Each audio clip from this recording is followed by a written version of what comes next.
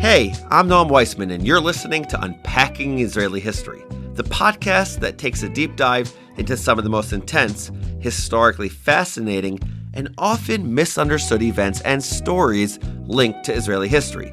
Unpacking Israeli History is generously sponsored by Alan Fisher and Barbara Summer, and John and Rachie Teller. And this episode is generously sponsored by the Sephardic Community Alliance. Okay, yalla, let's do this. אנו מכריזים בזאת על הקמת מדינה יהודית בארץ ישראל. היא מדינת ישראל. We, the people of Israel, are prepared and anxious to meet the representatives of our neighbors without any preconditions. There are people in Israel and elsewhere say it's impossible to make peace between the Arabs and Israel or the Jewish people. I think they are wrong. I've been a diehard NBA fan since I was a kid. I grew up watching the greats like MJ, Hakeem the Dream, and Patrick Ewing. And I just threw him in for all the New York fans who have been suffering for way too long. But the experience of watching sports isn't just about the players. You know what makes watching a good game really great? It's a great sportscaster. The guy who tells me what I'm watching and also gives it flavor, color, texture. And one of the greats is a legendary man by the name of Marv Albert. Marv has called some of the greatest games in NBA history. Until his recent retirement. Marv, I'll miss you. Marv has been interviewed over the years about his style of calling games. And on his retirement tour, he said one thing that I can't get out of my head. See, here's the background. Marv wasn't the kind of sportscaster who told you how fantastically the team was doing, even if they were losing by 10 points. Actually, let me tell you a story. By the early 2000s, Marv had been the official Knicks sportscaster for decades already. Let's be honest, at this stage, the Knicks were not very good. And Marv was real about that, as he called the game. But reportedly, the Knicks front office wasn't so thrilled about Marv making what they thought of as critical comments about the team, even though Marv was just calling it honestly. And Marv, I like saying Marv, was recently asked about this very choice. Specifically, he was asked if objectivity was important. This is what he said. Very, very important. I know particularly out of town, a lot of announcers are really encouraged to be homers. And I just feel I personally could not do that, particularly on radio, where you are the game. Why would people believe you if you are not telling them when times are bad, that either someone's not playing well or the team is not playing well if they're not playing well? And on television, people see it. So if you're saying something that is really not happening, you look foolish. You don't have to kill, but if something's bad, you have to say it. Marv Albert, with deep wisdom, yes! Okay, that was my pathetic attempt at a Marv Albert impression. I think Marv actually hit the nail on the head here. Objectivity, or trying to be objective, is important because truth is important. But also, you're not fooling anyone, right? If the Knicks are down by 20 late in the fourth, and you tell the people they still have a chance, their only thought is, well, can't really trust this guy. No one believes, oh, Marv is down on the Knicks in this game. He must hate them. Heck, he must hate basketball. That would be crazy. Marv is basketball. And when it's honest about the tough times, we truly believe it more because he builds up stores of trust with us. And I think about Israeli history in kind of the same way. Israel's no team, let's be clear about that. But I love Israel. I love its culture. I love its history. I love its people. I love it all. But I also have to be honest when it's not perfect. Because otherwise, why would anyone trust me at all? And I think this week's episode is one of those not-so-perfect stories. We're going to be talking about the Israeli Black Panthers, or the Pantarim Shchorim, a fiery protest movement of the early 70s that ignited Israel's Mizrahi minority population. Now, this is a complicated story, and like Marv, I'm a fan who wants to call it like it is. But before diving in, we have to back up way, way before the founding of the state to the destruction of the Second Temple in 70 CE. This cataclysmic event scattered most of the world's Jews to the four corners of the earth and inspired us to pray for the past 2,000 years for a return to the land of Israel and a reunification of the Jewish people. In 1948, it seemed that prayer had finally been granted. Before the formation of the modern state of Israel, the country boasted roughly 600,000 Jews. Some were European immigrants, and a minority of Sephardic Jews who had been living in the land for hundreds, if not thousands of years. But By the end of 1952, more than double that number flooded the young country. It felt like it was finally happening, and the Jews were returning to the ancestral homeland. The majority of these immigrants were Mizrahi, meaning Jews from North Africa and the Middle East. They came often running for their lives from countries like Yemen, Morocco, Iraq, Egypt, and Syria, where they had lived and often been oppressed. The Israeli operations that brought different Mizrahi communities to Israel are intricate, and this episode is already going to be way longer than we want it to be because this content is awesome and fascinating. So we can't get into everything, but I highly recommend you check out the unpacked videos and articles like our piece on the story of the Yemenite Jews, which you can find in the show notes below. But suffice it to say, Mizrahi immigrants to Israel faced chaos, lack of support, and from their perspective, they called out the left-wing Labor Party as being racist towards them. I know, confusing, but we'll get there. The new immigrants were first brought to ma'abarot, or transit camps, where they lived in poverty. These camps were made of canvas tents, later upgraded to shacks, most without access to water or electricity. Higher-ups described the conditions as a holy horror, but Prime Minister David Ben-Gurion dismissed these concerns, saying, "I don't accept this pampering approach. Anyone who doesn't want to live in the tents needn't bother coming here." And it didn't stop with the living conditions. Over and over, the Mizrahim were made to feel like the other.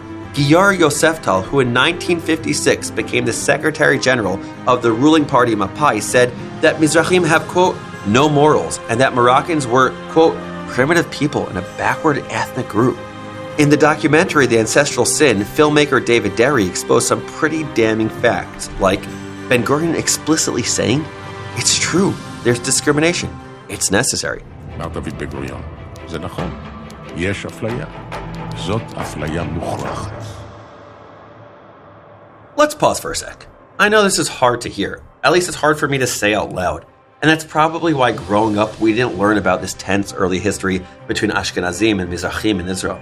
Because our teachers were concerned that the truth might turn us away from a positive image of Israel. But again, like Marv said, our goal isn't to whitewash. It's to uncover our true story so that we can have a deeper, more profound, and incredibly real relationship with Israel and Israelis. This story helps us achieve these aims. So back to the story.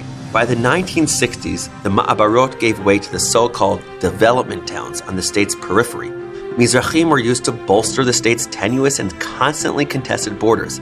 Sderot and Ofakim, which in 2021 remained majority Mizrahi, are mere kilometers from Gaza. The Mizrahi immigrants were literally on the front lines of Israel's embattled borders. But life in Israel's central cities was even more problematic. In development towns, everyone was on equally bad footing. But cities, where the haves and have-nots rubbed elbows by day and went home to vastly different circumstances at night, threw the chasm between Ashkenazi and Mizrahi into stark relief. And in the northern city of Haifa, the ember of rebellion is about to smolder. There's a small neighborhood of Haifa called Wadi Salib. Like most other majority Mizrahi areas, as well as many non-Mizrahi areas, let's be straight about this. In the 50s, Israel was not exactly a replica of Bel Air. It was poor and underdeveloped. Many of its residents unemployed. Importantly, it was also right next to a wealthy Ashkenazi neighborhood called Hadar. Get ready for that name to come back. One night in July of 1959, totally irrelevant fun fact and non sequitur precisely the month my father was born, the local drunk, a Moroccan immigrant named Yaakov El-Karif, Yaakov Al-Kadif, or Akiva Al-Kadif, depending on the source, was acting up, throwing bottles and resisting arrest. The police shot him, leaving him paralyzed from the waist down. Rumors, later proved to be untrue, spread that El-Karif had died in the hospital. The Mizrahi neighborhood's shock crystallized very quickly into anger, and then rage, and then riots. The protesters marched on the wealthy Ashkenazi neighborhood of Hadar, breaking windows and setting cars on fire. The mayor of Haifa, Abba Hushi, responded kinda poorly, inflaming the situation by comparing the demonstrations to Kristallnacht, which had happened only 20 years before and is a bit much from my perspective. The riots only spread, continuing to other majority Mizrahi areas where demonstrators burned down buildings associated with political parties or the local branch of the labor union. The riots eventually ended, and their leader, a Moroccan immigrant named David Ben Harouche, was sentenced to prison.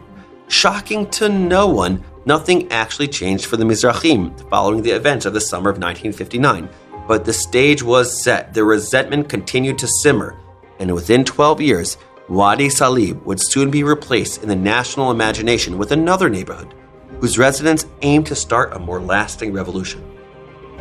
If you've seen the Israeli TV show Valley of Tears, and by the way, you should, it's both invigorating and anxiety-inducing at the same time, you've had a peek into the Jerusalem neighborhood of Musrara, a third of which was on government welfare. You've seen that it was overcrowded, stuffed to the gills with young people with few prospects beyond continued truancy and unemployment. And these seamy conditions provided an impetus for a massive social awakening. As new European immigrants began arriving in Israel in the 60s, the young Mizrahi Jews of Musrara and Ofakim and Ashdod and Sderot and Dimona and Yerucham could not help but notice the preferential treatment that these Ashkenazim received. They were given large apartments, generous government loans, access to social services.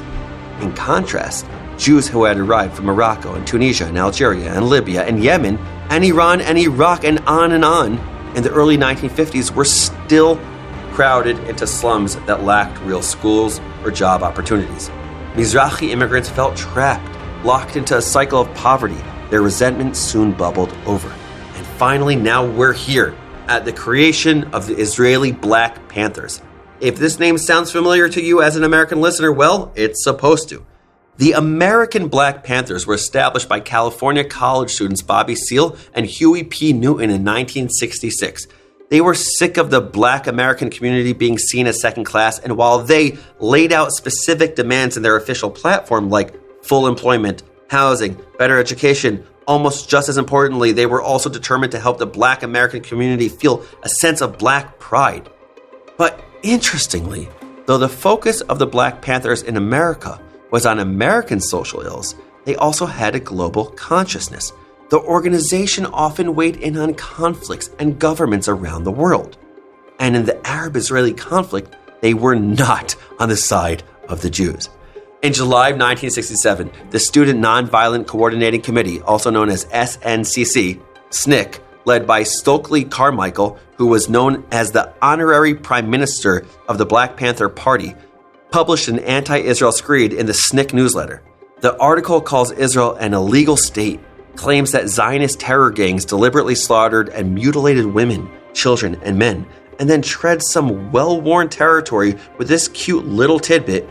Did you know that the famous European Jews, the Rothschilds, who have long controlled the wealth of many European nations, were involved in the original conspiracy with the British to create the State of Israel, and are still among Israel's chief supporters? That the Rothschilds also control much of Africa's mineral wealth? Charming, right? Jeez. Rabbi Norman Lamb, former president of Yeshiva University and someone who's had a tremendous impact on my own thinking, wrote, "I question the priorities and consistency of many Jewish students when they make of the Black Panthers a cause célèbre of their moralistic movement. Yes, I agree that they are in this country entitled to a fair trial and to be protected from police brutality and vindictiveness. I believe we should see to it that the police who are brutal are punished, and that even Black Panthers receive their rights as American citizens. But they are not our friends. They are anti-Semites and they are anti-Israel. I would like to see young Jews who seek justice for the Black Panthers, and more power to them in their passion for justice, oppose these pernicious anti-Semites with equal zeal." So it might be clear to you why the Israeli establishment, including Prime Minister Golda Meir, weren't the biggest fans of the American Black Panthers. This animosity only grew when the Black Panthers newspaper ran editorials by Yasser Arafat and George Habash, heads of the PLO and the PFLP, both of which carried out multiple terrorist attacks throughout the 60s and 70s, including Operation Entebbe, which we discussed in detail in a past episode of Unpacking Israeli History. So why on earth would the Israeli Black Panthers model themselves after a group that dives headfirst into a pool of tired anti-Semitic tropes? Didn't they know about the American Panthers' view on Zionism? Well, yeah, they did. And that was kinda exactly the point. The Pantarim were well aware of what they were doing when they chose their name. In fact, it was kind of the whole point. Kochavi Shemesh, an Iraqi-born Panther, said, "The idea was to frighten Golda. She said that this name wouldn't let her sleep. That was what we wanted. With the name, we changed the discourse between the social movements and the establishment. In short, the name was a middle finger to the Israeli government and to the ordinary Ashkenazim who, from their estimation, looked down on Mizrahi Jews. And by modeling their movement after black Americans who celebrated and drew power from their blackness, the Israeli Panthers reclaimed their identities and all it connoted with pride. So back to the Jerusalem neighborhood Mizrahi, where in 1971, along with jobs, houses, and food, pride was in short supply. But what there was anger, which came to a head when the young Moroccan-born men who formed the nucleus of the Israeli Black Panthers, among them Sadia Marciano, Charlie Biton, and Reuven Abergel, organized their first official protest in March of 1971. See, the police had refused them a permit on grounds that many had served time. To add insult to injury, they ordered preventative arrests, simply assuming the protests would turn violent. This didn't stop the Panthers. They protested in front of Jerusalem City Hall anyway, leading Mayor Teddy Kollek to poke his head out a window and crankily exhort them to get off my lawn. The Pantarim's energy drew the attention of socialist anti-Zionist group Matzpen and other radical groups, and the movement was off to the races. Despite having little to no formal education, the Pantarim were savvy, and they had a flair for the dramatic, which they demonstrated during a hunger strike at the Kotel right before Passover of 1971. Their aim? A meeting with the higher-ups in the Israeli government. And it worked! Imagine that for a second. A group of angry young men, largely uneducated, living in a slum. Many have criminal records, and within a month, they're meeting with the Prime Minister, the most powerful person in the government. There are differing accounts of this meeting, with some offering calm, reasonable quotes like this one from Reuven Abergel: "We are not seeking welfare funds or charity. All we want is the opportunity to advance ourselves. The situation of that group is poor, and many live under the poverty line. What they earn isn't enough to live off of." I wandered in the neighborhoods where Sephardi Israelis live and saw it with my own eyes. The conversation, however, deteriorated, with Abergel eventually calling Mayor a liar when she outlined all the government was doing to help establish an equitable society. Though they came prepared with 33 demands, including the abolishment of the slums and representation for Mizrahim in all of Israel's institutions, the Pantarim left empty-handed. So it's no surprise that they continued to protest with increasing violence. It was in May of 1971, during a fiery protest that became known as the Night of the Black Panthers, that Mayor made one of her most famous mistakes. She said, "They're not nice people." She is reported to have sniffed contemptuously. The quote is so famous that there's literally an alley in Mizrahi named after it, the "They're Not Nice Alley," or Simtat Hem Lo Nechmadim. But let's give Prime Minister Golda Meir a little more credit here.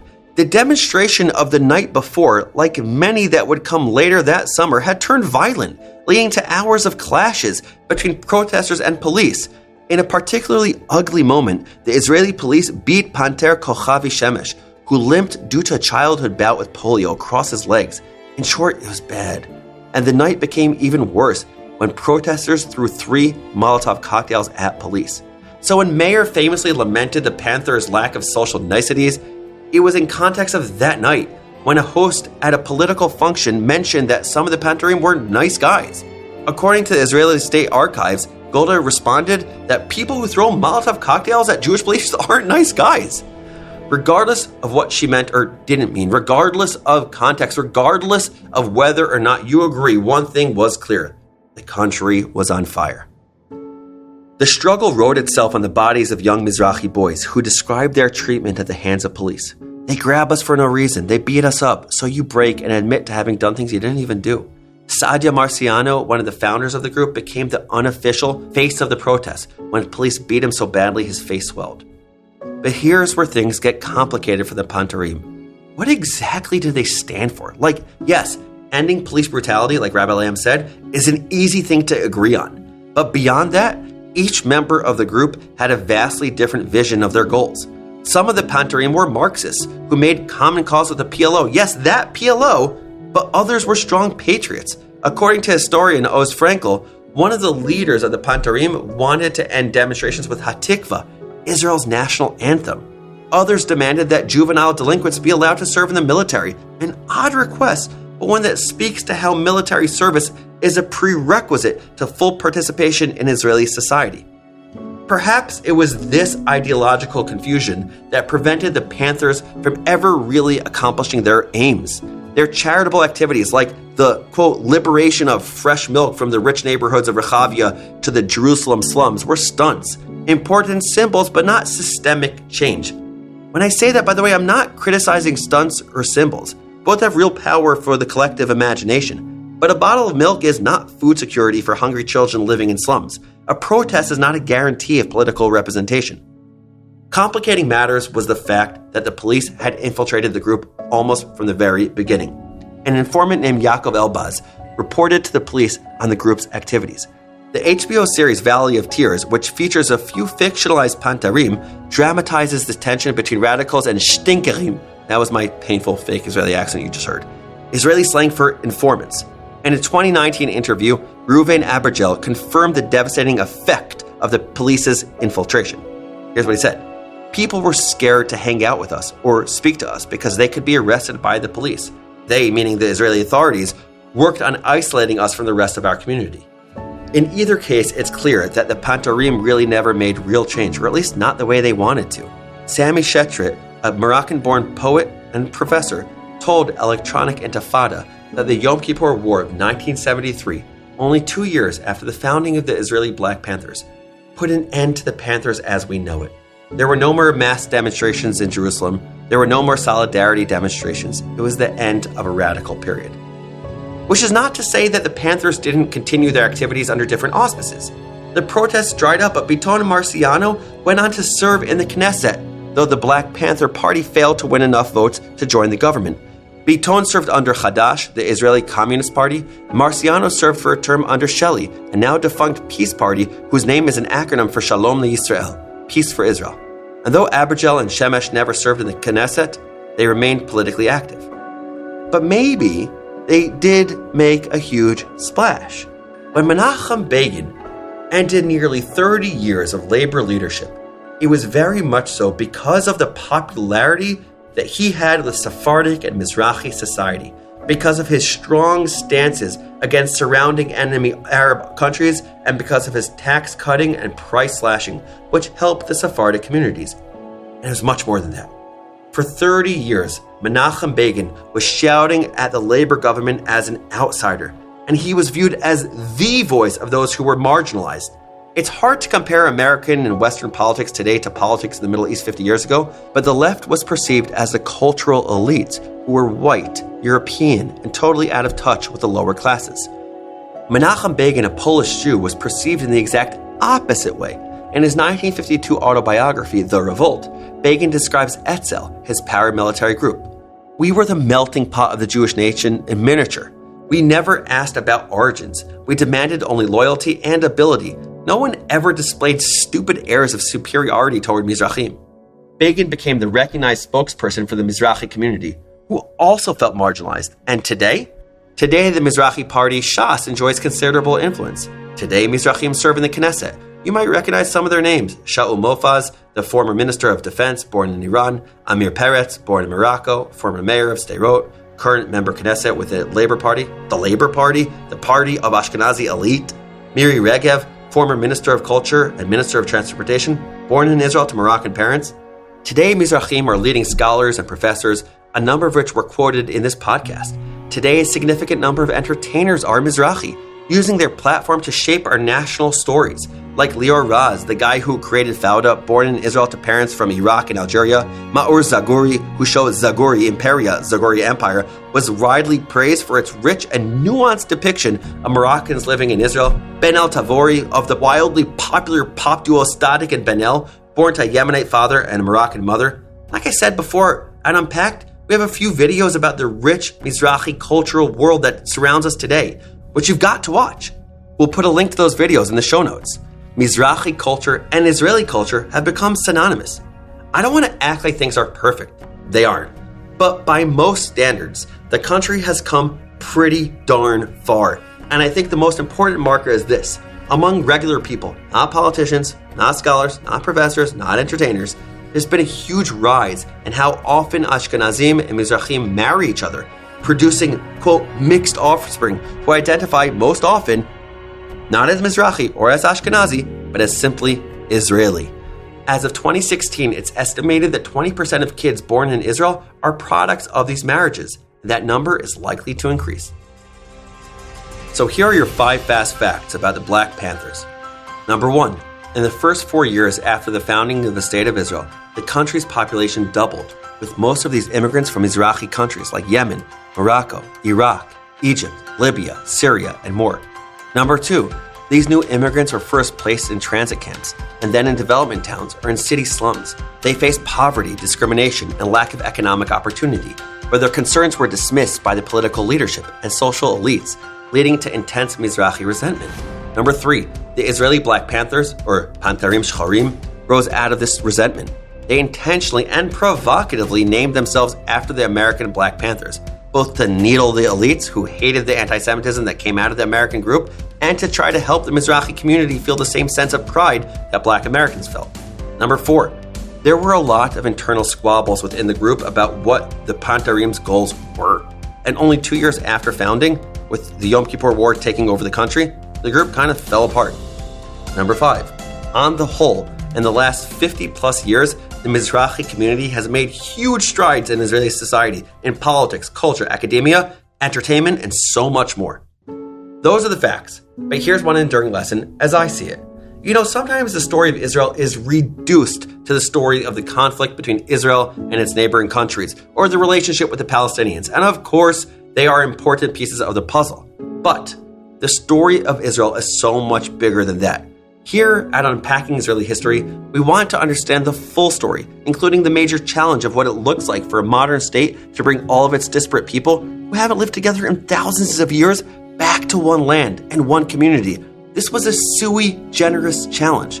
Shmuel Rosner and Camille Fuchs conclude their must-read book, Israeli Judaism, by saying, having ingathered so many Jews, it forces them to articulate what they have in common.